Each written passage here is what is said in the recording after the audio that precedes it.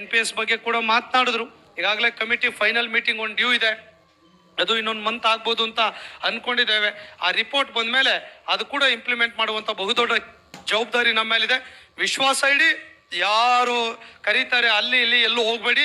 ಸರ್ಕಾರಿ ನೌಕರರ ಸಂಘ 100ಕ್ಕೆ 100 ಇವತ್ತಿನ ಸರ್ಕಾರದ ಮೂಲಕ ಒತ್ತಡವನ್ನು ಹಾಕಿ NPS OPS ಮಾಡಿಸುವ ಕೆಲಸವನ್ನ ನಾವು ಮಾಡ್ತೇವೆ. ನಾವು NPS ಇಂದ UPS ರೆಡಿ ಇಲ್ಲ, OPS ಆಗಲೇಬೇಕು ಅನ್ನುವಂಥ ವಿಚಾರದಲ್ಲಿ ನಮ್ಮ ದಿಟ್ಟ ನಿಲುವು ನಮ್ಮ ಸಂಘಟನೆದಾಗಿದೆ. ಆಮೇಲೆ 2026-27ಕ್ಕೆ ಮತ್ತೆ ಸೆಂಟ್ರಲ್ ಪೇ ಕಮಿಷನ್ ಬರುವಂತ ಎಲ್ಲ ಮುನ್ಸೂಚನೆಗಳು ನಮಗಿದೆ. ಈಗಾಗಲೇ ಪೇ ಕಮಿಷನ್ ಸೆಕೆಂಡ್ ರಿಪೋರ್ಟ್ ರೆಡಿಯಾಗಿ ರಿಪೋರ್ಟನ್ನು ಜೋರಾಗಿ ಹೊಡಿಬೇಕು, ಚಪ್ಪಾಳೆ ಸಾಕಾಗೋದಿಲ್ಲ ಅದು. ಈಗಾಗಲೇ 7th ಪೇನಲ್ಲಿ 25,000 ಜಾಸ್ತಿ ಆಗಿದೆ, 50-75 ಸಾವಿರದವರೆಗೆ ಜಾಸ್ತಿ ಆಗಿದೆ ಕ್ಯಾಡರ್ ವೈಸ್. ಈಗ ಸೆಂಟ್ರಲ್ ಪೇ ಕಮಿಷನ್ 27 ರಾಜ್ಯದಲ್ಲಿ ಇದೆ. ನಾನು ಈ ಸಲ ತೀರ್ಮಾನ ಮಾಡಿದ್ದೇವೆ, 2026-27ರಲ್ಲಿ ಕೇಂದ್ರ ಸರ್ಕಾರಿ ನೌಕರ ವೇತನ ಪರಿಷ್ಕರಣೆ ಆಗ್ತಿದೆ. ಅದಾದ್ಮೇಲೆ ನಮ್ಮಲ್ಲೂ ಆಗಬೇಕು ಅಂತ ಹೇಳಿ 7th pay commission doctor Sudhakar ಅವರು ಪೇ ಕಮಿಷನ್ ಚೇರ್ಮನ್ ಸರ್ಕಾರಕ್ಕೆ ಶಿಫಾರಸನ್ನು ಮಾಡಿದ್ದಾರೆ. ಮುಂದೆ ಸೆಂಟ್ರಲ್ ಗೌರ್ಮೆಂಟ್ ಪೇ ರಿವೈಸ್ ಮಾಡಿದಾಗ ಕರ್ನಾಟಕದಲ್ಲೂ ಕೂಡ ಕೇಂದ್ರ ಮಾದರಿಯ ವೇತನವನ್ನು ನೀಡಬೇಕು ಅನ್ನೋದನ್ನ ಶಿಫಾರಸನ್ನ ಮಾಡಿಬಿಟ್ಟಿದ್ದಾರೆ. ಸೊ ಹಾಗಾಗಿ ಅರ್ಧ ಕೆಲಸ ಮುಗಿದಿದೆ. ಮತ್ತೆ ಸರ್ಕಾರದ ಮನವೊಲಿಸಿ ಇನ್ನೊಂದು ವರ್ಷ, 1.5 ವರ್ಷ, 2 ವರ್ಷದಲ್ಲಿ ನಿಮಗೆ ಸೆಂಟ್ರಲ್ ಪೇ ಕಮಿಷನ್ ಕೊಡಿಸಿದ್ರೆ ಮತ್ತೆ 25,000 ಸಂಬಳ ಜಾಸ್ತಿ ಆಗ್ತದೆ. ಅವ್ರಿಗೆ 5% ಎ ಕೊಟ್ರೆ ನಮಗೆ 5 ಕೊಡುತ್ತೆ. ಒಂದು ಪೇ ಕಮಿಷನ್ 8, 10, 12% ಎಗಳನ್ನು ಕಳ್ಕೊಳ್ತಿದೀವಿ. ಈಕ್ವಲ್ DA ಸಿಗುತ್ತೆ, ಈಕ್ವಲ್ HRA ಸಿಗುತ್ತೆ, ಅದರ ಬೆನಿಫಿಟ್ ಸಿಗುತ್ತೆ. ಬಹಳ ವರ್ಷಗಳ ಕನಸು ಈಡೇರಿದಂತಾಗುತ್ತೆ.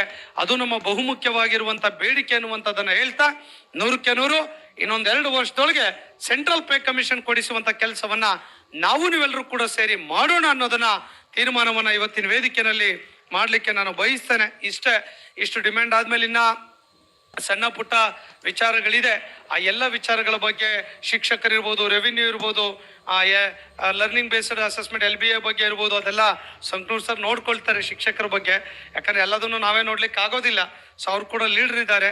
ಸೊ ಖಂಡಿತ ಹಂತವಾಗಿ ನಿಮ್ಮ ವಿಚಾರಗಳನ್ನ ವಿಧಾನಸಭೆಯ ಪರಿಷತ್ತಿನ ಅಧಿವೇಶನದಲ್ಲಿ ಗಮನ ಸೆಳೆಯುವಂತ ಪ್ರಾಮಾಣಿಕ ಕೆಲಸವನ್ನು ಕೂಡ ಸಂಕನೂರ್ ಸರ್ ಅವರು ಮಾಡ್ತಾ ಇದ್ದಾರೆ. ನಮ್ಮೆಲ್ಲ ಕಾರ್ಯಕ್ರಮದಲ್ಲೂ ಕೂಡ ಕ್ರಿಯಾಶೀಲವಾಗಿ ಸಕ್ರಿಯವಾಗಿ ಕೂಡ ಭಾಗವಹಿಸ್ತಾ ಇದ್ದಾರೆ. NPS ಬಗ್ಗೆ ಕೂಡ ಮಾತನಾಡಿದ್ರು. ಈಗಾಗಲೇ ಕಮಿಟಿ ಫೈನಲ್ ಮೀಟಿಂಗ್ ಒಂದು ಡ್ಯೂ ಇದೆ, ಅದು ಇನ್ನೊಂದು ಮಂತ್ ಆಗ್ಬೋದು ಅಂತ ಅನ್ಕೊಂಡಿದ್ದೇವೆ. ಆ ರಿಪೋರ್ಟ್ ಬಂದ ಮೇಲೆ ಅದು ಕೂಡ ಇಂಪ್ಲಿಮೆಂಟ್ ಮಾಡುವಂತ ಬಹುದೊಡ್ಡ ಜವಾಬ್ದಾರಿ ನಮ್ಮ ಮೇಲಿದೆ.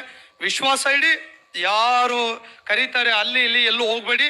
ಸರ್ಕಾರಿ ನೌಕರರ ಸಂಘ 100ಕ್ಕೆ 100 ಇವತ್ತಿನ ಸರ್ಕಾರದ ಮೂಲಕ ಒತ್ತಡವನ್ನು ಹಾಕಿ NPS OPS ಮಾಡಿಸುವ ಕೆಲಸವನ್ನ ನಾವು ಮಾಡ್ತೇವೆ. ನಾವು NPS ಇಂದ UPS ರೆಡಿ ಇಲ್ಲ, OPS ಆಗಲೇಬೇಕು ಅನ್ನುವಂಥ ವಿಚಾರದಲ್ಲಿ ನಮ್ಮ ದಿಟ್ಟ ನಿಲುವು ನಮ್ಮ ಸಂಘಟನೆದಾಗಿದೆ. ಆಮೇಲೆ 2026-27ಕ್ಕೆ ಮತ್ತೆ ಸೆಂಟ್ರಲ್ ಪೇ ಕಮಿಷನ್ ಬರುವಂತ ಎಲ್ಲ ಮುನ್ಸೂಚನೆಗಳು ನಮಗಿದೆ. ಈಗಾಗಲೇ ಪೇ ಕಮಿಷನ್ ಸೆಕೆಂಡ್ ರಿಪೋರ್ಟ್ ರೆಡಿಯಾಗಿ ರಿಪೋರ್ಟನ್ನು ಜೋರಾಗಿ ಹೊಡಿಬೇಕು, ಚಪ್ಪಾಳೆ ಸಾಕಾಗೋದಿಲ್ಲ ಅದು. ಈಗಾಗಲೇ 7th ಪೇನಲ್ಲಿ 25,000 ಜಾಸ್ತಿ ಆಗಿದೆ, 50-75 ಸಾವಿರದವರೆಗೆ ಜಾಸ್ತಿ ಆಗಿದೆ ಕ್ಯಾಡರ್ ವೈಸ್. ಈಗ ಸೆಂಟ್ರಲ್ ಪೇ ಕಮಿಷನ್ 27 ರಾಜ್ಯದಲ್ಲಿ ಸೆಂಟ್ರಲ್ ಪೇ ಕಮಿಷನ್ ಇದೆ. ನಾನು ಈ ಸಲ ತೀರ್ಮಾನ ಮಾಡಿದ್ದೇವೆ, 2026-27ರಲ್ಲಿ ಕೇಂದ್ರ ಸರ್ಕಾರಿ ನೌಕರ ವೇತನ ಪರಿಷ್ಕರಣೆ ಆಗ್ತಿದೆ. ಅದಾದ್ಮೇಲೆ ನಮ್ಮಲ್ಲೂ ಆಗಬೇಕು ಅಂತ ಹೇಳಿ 7th pay commission doctor Sudhakar ಅವರು ಪೇ ಕಮಿಷನ್ ಚೇರ್ಮನ್ ಸರ್ಕಾರಕ್ಕೆ ಶಿಫಾರಸನ್ನು ಮಾಡಿದ್ದಾರೆ. ಮುಂದೆ ಸೆಂಟ್ರಲ್ ಗೌರ್ಮೆಂಟ್ ಪೇ ರಿವೈಸ್ ಮಾಡಿದಾಗ ಕರ್ನಾಟಕದಲ್ಲೂ ಕೂಡ ಕೇಂದ್ರ ಮಾದರಿಯ ವೇತನವನ್ನ ನೀಡಬೇಕು ಅನ್ನೋದನ್ನ ಶಿಫಾರಸನ್ನ ಮಾಡಿಬಿಟ್ಟಿದ್ದಾರೆ. ಸೊ ಹಾಗಾಗಿ ಅರ್ಧ ಕೆಲಸ ಮುಗಿದಿದೆ. ಮತ್ತೆ ಸರ್ಕಾರದ ಮನವೊಲಿಸಿ ಇನ್ನೊಂದು ವರ್ಷ, 1.5 ವರ್ಷ, 2 ವರ್ಷದಲ್ಲಿ ನಿಮಗೆ ಸೆಂಟ್ರಲ್ ಪೇ ಕಮಿಷನ್ ಕೊಡಿಸಿದ್ರೆ ಮತ್ತೆ 25,000 ಸಂಬಳ ಜಾಸ್ತಿ ಆಗ್ತದೆ. ಅವ್ರಿಗೆ 5% ಎ ಕೊಟ್ರೆ ನಮಗೆ 5 ಕೊಡುತ್ತೆ. ಒಂದು ಪೇ ಕಮಿಷನ್ 8, 10, 12% ಎಗಳನ್ನು ಕಳ್ಕೊಳ್ತಿದೀವಿ. ಈಕ್ವಲ್ DA ಸಿಗುತ್ತೆ, ಈಕ್ವಲ್ HRA ಸಿಗುತ್ತೆ, ಅದರ ಬೆನಿಫಿಟ್ ಸಿಗುತ್ತೆ. ಬಹಳ ವರ್ಷಗಳ ಕನಸು ಈಡೇರಿದಂತಾಗುತ್ತೆ. ಅದು ನಮ್ಮ ಬಹುಮುಖ್ಯವಾಗಿರುವಂತ ಬೇಡಿಕೆ ಅನ್ನುವಂಥದ್ದನ್ನ ಹೇಳ್ತಾ 100ಕ್ಕೆ 100 ಇನ್ನೊಂದು 2 ವರ್ಷದೊಳಗೆ ಸೆಂಟ್ರಲ್ ಪೇ ಕಮಿಷನ್ ಕೊಡಿಸುವಂತ ಕೆಲಸವನ್ನ ನೀವೆಲ್ಲರೂ ಕೂಡ ಸೇರಿ ಮಾಡೋಣ ಅನ್ನೋದನ್ನ ತೀರ್ಮಾನವನ್ನ ಇವತ್ತಿನ ವೇದಿಕೆಯಲ್ಲಿ ಮಾಡ್ಲಿಕ್ಕೆ ನಾನು ಬಯಸ್ತೇನೆ.